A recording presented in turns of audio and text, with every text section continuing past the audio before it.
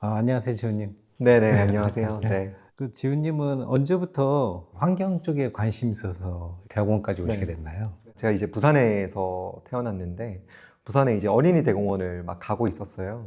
그때 당시에 부산환경운동연합이라고 하는 곳에서 이제 부스를 차려놓고 회원을 모집을 하고 있었는데, 무슨 배지 같은 거를 나눠주더라고요. 환경운동연합 로고가 들어간 배지 같아요. 근데 그 배지가 너무 갖고 싶어가지고 부모님을 막 졸랐던 것 같아요. 부모님도 뭐 저를 못 이기시고 이거 받으려면 어떻게 해야 되냐 물어봤는데 회원 가입을 해야 된다. 그래서 이제 월회비를 내고 부산환경운동연합에 가족회원으로 가입을 하게 됐는데요. 가족회원으로 회원 가입을 하고 나니까 어린이 교육 프로그램 같은 것들도 많이 있고, 그리고 여러 가지 다른 활동할 수 있는 프로그램들이 많이 있더라고요. 그래서 자연스럽게 그런 활동들에 이제 참여를 하게 되고, 친구들이랑 같이 이런 활동을 해봐도 재밌겠는데?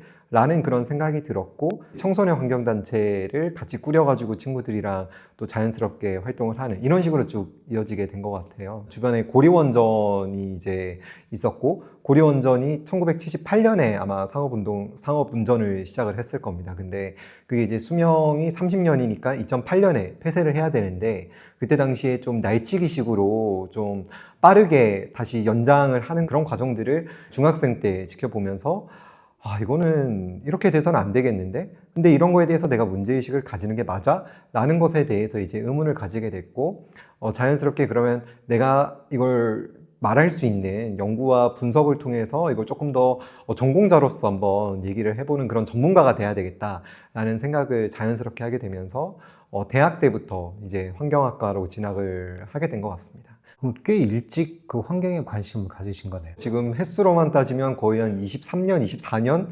네, 거의 뭐 제 나이, 인생의 거의 대부분을. 그리고 더 특이한 건 제가 식목일에 태어났거든요. 그래서 4월 5일에 태어났어요.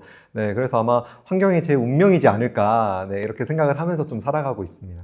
그럼 부모님의 영향도 좀 있으셨겠네요. 부모님도 환경 문제에 어렸을 때부터 되게 관심이 많으셨고, 어머니께서 이제 또 지역에서 또 열심히 계속해서 활동을 하시면서 지금도 여러 가지 환경 교육 프로그램도 지금 운영을 하고 계시거든요. 또 저희 엄마가 활동 가겠다고 했을 때 저희 아빠가 항상 태워다 주시고 태우러 가고 막 이랬었는데, 아마 두 분의 그런 서포트가 지금까지 제가 이렇게 계속해서 연구하고 하나의 길을 걸어올 수 있게끔 하는데 많은 도움이 되지 않았나 그렇게 생각합니다. 고등학교 때 뭐 따로 환경학과가 없었을 거 아니에요? 맞아요. 네. 그래서 그냥 친구들이랑 같이 단체 활동 같은 것들도 많이 했었고요. 그리고 그때 당시에는 이제 입학사정관제라는 제도가 생겼어요. 그래서 뭐 대학을 꼭 수능이 아니더라도 자기가 여러 가지 어떤 진로에 대해서 다양한 활동들을 하거나 뭐 봉사활동 시간까지도 심지어 보는 그런 이제 제도가 생겼는데, 이제 친구들이 봉사 시간이 필요했던 거예요. 어디서 채울까 막 고민하는 친구들을 싹 다 데려가지고 이제 환경단체 제가 데리고 갔어요.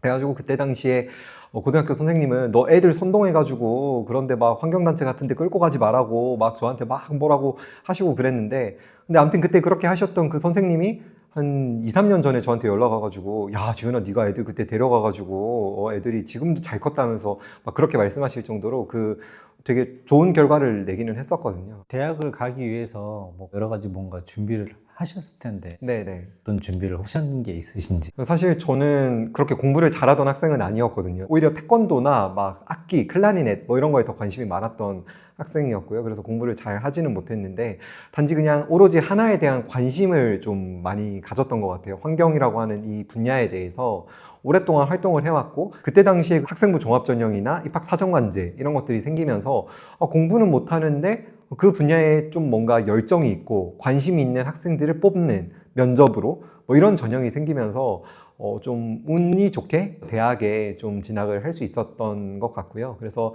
막 공부를 대단히 많이 해서 어떤 대학에 갔다라기보다는 한 분야에 대해서 되게 많은 관심을 가지고 또 진정성 있게 활동을 했다 보니까 그런 부분들이 아마 좀 대학 가는데 많이 도움이 되지 않았나, 네, 그렇게 생각을 합니다. 대학교 때는 어떤 거 전공하셨어요? 대학교 때도 이제 환경학을 전공을 했는데, 제가 좀 관심이 있었던 거는 정책하시는 분들이 환경공학적이거나 아니면 환경에 대한 뭐 기본 자연과학에 대한 이해가 있어야지 제대로 된 정책을 좀 펼칠 수 있다, 뭐 이렇게 생각을 했었어요. 내가 이런 자연과학적인 그리고 공학적인 베이스를 가지고 여기만 있을 게 아니고 조금 더 뭔가 정책이라든지 정치에 관여할 수 있는 학문을 조금 더 같이 배워야겠다, 이런 생각을 많이 했던 것 같습니다. 그래서 1학년 때는 환경학과로 이제 제가 진학을 했는데 2학년 때부터는 정치외교학과를 이중 전공을 하면서, 그래서 제가 월화수는 연구실에서 실험복 입고 막 실험을 하다가 목요일 금요일이 되면 막 그런 토론을 하는 거예요. 그래서 되게 힘들었었는데 양쪽을 다 배우고 나니까 이제 제가 환경 정책을 하고 에너지 정책을 하는 데 있어서 그때의 경험들이 지금 저의 어떤 다 기반이 되지 않았나, 네, 그렇게 생각을 합니다. 환경대학원 가기 위해서 좀 나름의 그 전에 혹시 준비하신 게 있을까요? 대학원을 가야겠다라는 생각을 되게 하고는 있었지만 어디로 가야 되지? 또 어떤 전공을 해야 되지에 대해서는 조금 많은 고민을 좀 하고 있었던 것 같아요. 그러다가 이제 우연히 지금 제 지도 교수님이신 윤순진 교수님을 이제 알게 되고 접하게 됐는데, 교수님을 딱 만나니까 나의 관심사하고 되게 잘 맞고 이분한테 가면 뭔가 배울 수 있겠다는 생각이 갑자기 그냥 드는 거예요. 그래서 저는 서울대학교 이 환경대학원을 오기 위해서 뭐를 준비해야 되는지, 뭘 해야 되는지도 모르고 그냥 입시 원서를 막 썼어요. 학교에서 막 심지어 영어 성적을 내라고 하더라고요. 서울대에서는 막 탭스 점수를 내야 된다 이러는데, 저는 그런 영어 시험을 뭐 토익 말고는 따로 뭐 이렇게 공부를 해보거나 준비를 해본 적도 없어가지고 그냥 바로 탭스장 가가지고 그냥 시험을 봤어요. 시험을 봤는데 그때 당시에 커트라인이 뭐 268점이었고 이제 졸업하려면 필요한 점수가 298점이었거든요. 근데 제가 점 보고 딱 그 커트라인에 맞춘 거예요. 그래가지고 그냥 정말 운 좋게 1점만 낮았어도 입학도 안 되고 졸업도 안 되는 점수인데 운 좋게 딱 그 점수를 맞춰가지고 입학을 할 수 있었던 것 같고요. 서울대학교 환경대학원 들어오기 전에 면접 준비하면서는 되게 또 많은 준비를 했던 것 같아요. 그동안 제가 해왔던 분야가 사실 에너지나 기후변화 쪽은 아니었고 뭐 수질이나 4대강 사업이나 여러 지역에 있는 현안들을 다루는 일들을 주로 많이 했었고요. 또 제가 잠시 독일에 가서 연구소에서 키스트 유럽이라고 하는 곳에서 이제 일을 했었는데, 거기서는 이제 제가 화학물질 규제 이런 것들을 좀 담당을 했었습니다. 그래서 우리나라에서 일어난 그런 가습기 살균제 문제 때문에 좀 법이 바뀌어야 되는 것들, 화평법이나 화감법 이런 것들이 어떻게 바뀌어야 되는지 그런 것들에 대해서 많이 관여를 하고 연구를 했었는데, 그러다 보니까 제가 이제 기후변화와 에너지 쪽에는 지식이 많이 없는 그런 상태였거든요. 에너지 문제를 좀 많이 공부를 했던 것 같습니다. 환경대학원 오셔가지고 공부하면서 좀 어려움은 없으신가요?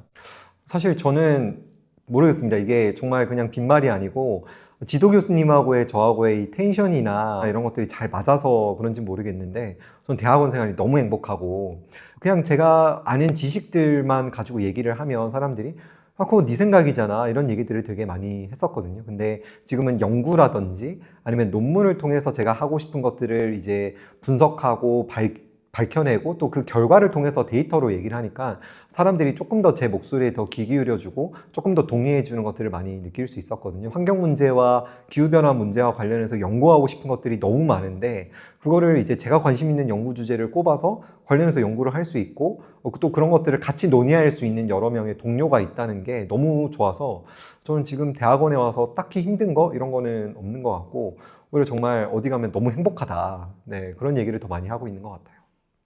환경대학원 하면은 좀 뭔가 광범위할 것 같은데 어떤 거를 배우는 곳인가요?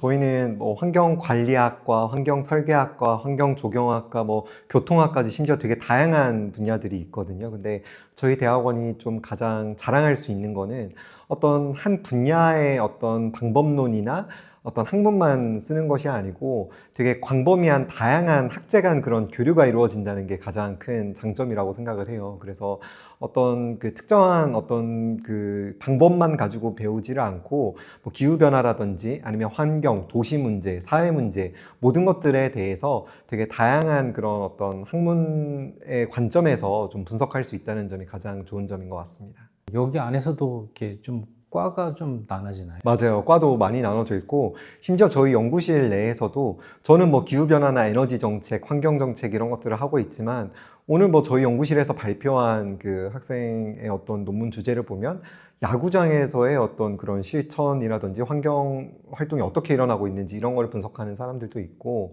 또 어떤 학생은 마라톤, 요즘 또 학생들이 운동에 관심 많아가지고 어떤 그런 다양한 어떤 사회에 나타나고 있는 현상과 이 기후변화, 환경 문제를 어떻게 연결 지을 수 있을까, 그런 거에 대해서 되게 관심이 많더라고요. 그래서 되게 분야가 되게 넓게 연구를 하고 있는 그런 기관인 것 같습니다. 요즘은 어떤 프로젝트나 아니면 어떤 연구를 좀 하고 계신지. 최근에는 해상풍력 관련해서 좀 연구를 많이 하고 있는데요. 해상풍력이 확대되면서 해양 생태계라든지 지역 주민들과 어떻게 공존하고 지역 주민들에게 이익을 공유할 수 있는 방법은 없을까, 그런 방안들을 좀 많이 고민을 하고 있고요.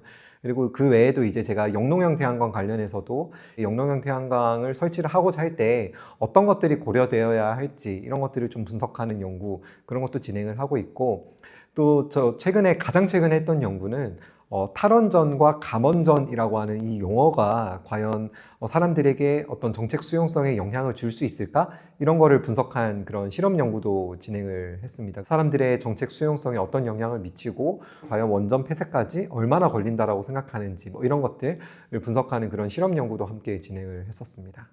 박사 과정을 끝내셨죠, 지금? 저 이제 지금 박사 수료 상태고 내년 2월 달에 졸업을 목표로 계속 논문 쓰면서 마무리 작업 이제 하고 있습니다. 해상풍력 수용성을 분석할 수 있는 어떤 사회과학적인 연구 틀이라든지 분석 틀이 지금은 없는 그런 상태거든요. 해상풍력이 가진 그런 특수성을 고려한 연구 분석 틀이 필요한데 지금 그게 없기 때문에 그걸 좀 개발하는 그런 작업을 하고 있고, 그래서 인천이랑 신안에 내려가서 거의 뭐 한 달 가까이, 신안에서는 800명 정도 설문조사를 했고, 또 이제 인천에서는 650명 정도를 대상으로 직접 일일이 모든 가정을 다 방문을 해서 이제 설문조사도 하고, 그리고 주요 이해관계자들 심층 면접을 한 결과를 종합을 해서 그걸로 이제 박사학위 논문을 쓰고 있습니다. 대학원 졸업하면은 혹시 취업은 어디 쪽으로? 저도 궁금한데요. 이게 계속해서 기후변화 문제는 심각해지고 또 환경 문제는 심각해지다 보니까 갈수록 이쪽 분야의 일자리는 더 많이 늘어나고 있는 그런 것 같습니다. 그래서 사실 저희 연구실에 있는 친구들도 그렇게 막 취업에 대해서 많이 고민하거나 그러지는 않고 있는 것 같고, 내가 좀 어떤 분야로 갔을 때 이런 기후변화 속도를 늦추고 좀 우리나라의 어떤 탄소 중립을 달성하는 데 좀 더 도움이 될 수 있는 그런 사람이 될 수 있을까? 그런 거에 대해서 좀 더 많은 고민을 하고 있는 것 같습니다. 번외로 운동 좋아하세요? 저 운동 너무 좋아합니다. 네, 처음 테니스 시작한 게 한 이제 3, 4년 정도 된 것 같은데, 코로나 시기를 좀 겪으면서 좀 사람들이 테니스에 대한 관심이 많이 늘어난 것 같아요. 그래서 그런 야외에서 하는 운동들이 계속해서 좀 기후의 영향을 사실 많이 받을 수밖에 없잖아요. 5년 전인가 보면 54일 동안 장마가 지속되기도 하고 거의 최장 기간이었다라고 얘기를 하는데, 계속해서 이렇게 날씨가 안 좋아지면 스포츠나 이런 취미 활동에도 좀 미치는 영향들이 갈수록 심해지지 않을까? 네, 그래서 우리 모두 기후변화를 걱정하고 고민해야 된다. 이게 정말 남의 이야기가 아니고 곧 나의 현실이고 나의 일상에 영향을 줄 수 있는, 이미 주고 있는 그런 어떤 문제이기 때문에 정말 빨리 다 같이 이 문제에 관심을 가져야 된다. 네, 그런 생각을 하고 있습니다. 저는 대학원 와서 가장 좋았던 게, 어쨌든 제가 배워서 예전에는 제 걸로만 가지고 있었다면 지금은 어디 가서 남들한테 이렇게 얘기해 줄 수 있고, 또 그렇게 하면서 사람들이 좀 변화해 가는 거를 좀 많이 느끼거든요. 그래서 그런 게 아마 좀 대학원에 있고 연구소에 있고 이런 분들이 좀 해줘야 할 역할이 아닌가. 사실 사람들이 많이 보는 거는 논문보다도 좀 뭐 여러 가지 언론 보도라든지 아니면 영상이나 릴스나 이런 것들 되게 많이 보시잖아요. 그래서 조금 더 이렇게 연구하시는 분들이 조금 더 친근하게 사람들하고 다가가서 소통하고 지식을 전파할 수 있는 방법은 어떤 것들이 있을지를 조금 더 많이 고민하고, 또 함께 이런 문제에 대해서 좀 해결책을 찾아나가는 그런 것들이 좀 같이 이루어져야 되지 않을까, 그렇게 생각합니다. 네, 수고하셨습니다. 네, 감사합니다.